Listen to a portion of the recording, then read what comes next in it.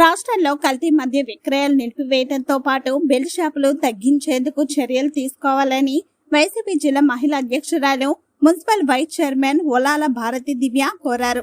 ఈ మేరకు శనివారం జిల్లా ఎక్సైజ్ అధికారికి వినతి పత్రాన్ని అందజేశారు. కూటమి ప్రభుత్వ అధికారంలోకి వచ్చిన తర్వాత మళ్లీ విస్తరిస్తున్న కల్తీ మద్యం వ్యాపారంపై ప్రజలు భద్రత, ఆరోగ్య రక్షణ, కుటుంబ సురక్షిత కోసం కఠిన చర్యలు తీసుకోవాలని డిమాండ్ చేశారు. ఈ కార్యక్రమంలో ఎంపీపీ బోర పుష్ప, జనరల్ సెక్రటరీ కామేశ్వరి, సుశీల తదితరులు పాల్గొన్నారు.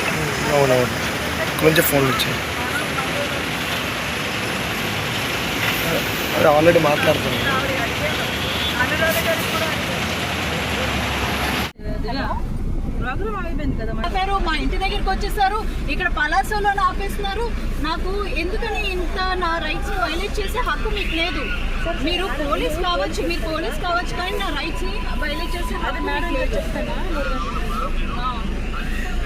నేను నాకు మాట్లాడండి. మాకేం పర్సనల్ పనులు ఉండవా? ఏంటి నేను ఎవరికైనా ఇబ్బంది పెడుతున్నానా? నాకు పర్సనల్ పనులు ఉండవండి. ఎక్కడికక్కడ ఏంటి నాకు ఈ అబ్జెక్షన్?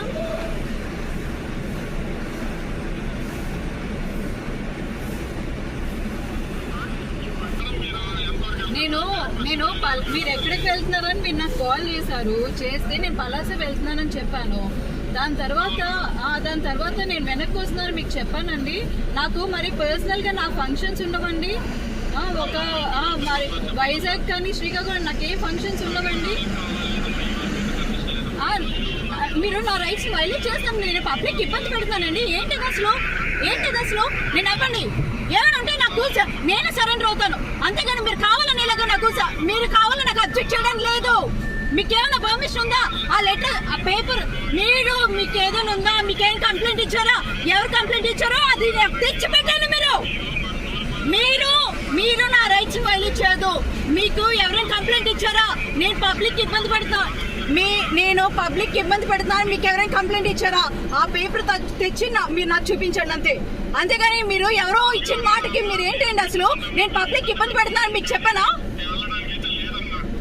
లేదని ఎవరు చెప్తారో? నాకు లేదని మీరు చెప్తున్నారు. మీకు మన డెమోక్రసీలో లేదండి. అవునండి, ఎప్పుడు చెప్పాలి? నేను పబ్లిక్ ఇబ్బంది పెట్టినప్పుడు చెప్పాలి. మీకు ఆ రైట్ లేదండి. నేను రిటర్న్ అవుతున్నా అని చెప్పలేదండి. నేను ఫంక్షన్ కూడా అటెండ్ అవ్వాలండి. నేను ఫంక్షన్ కూడా అటెండ్ అవ్వాలండి. వైజాగ్ ఫంక్షన్ అటెండ్ అవ్వాలండి.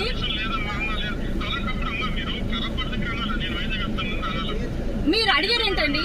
మీరు అడగకుండా నా పర్సనల్ విషయం మీకెందుకు చెప్తానండి? మీరు అడగకుండా నా పర్సనల్ విషయం మీకెందుకు చెప్తాను? కాదండి, ప్రోగ్రామ్ క్యాన్సిల్ అయిపోయిందని చెప్పారు కదండి కృష్ణదాస్ గారు. ప్రోగ్రామ్ ఆల్రెడీ క్యాన్సిల్ అయిందని కృష్ణదాస్ గారు చెప్పారు కదండి. మాట్లాడండి మరి మీరే. మీకు ఇష్యూ నాతో లేదండి, మీతో ఉంది కాబట్టి మీరే మాట్లాడండి.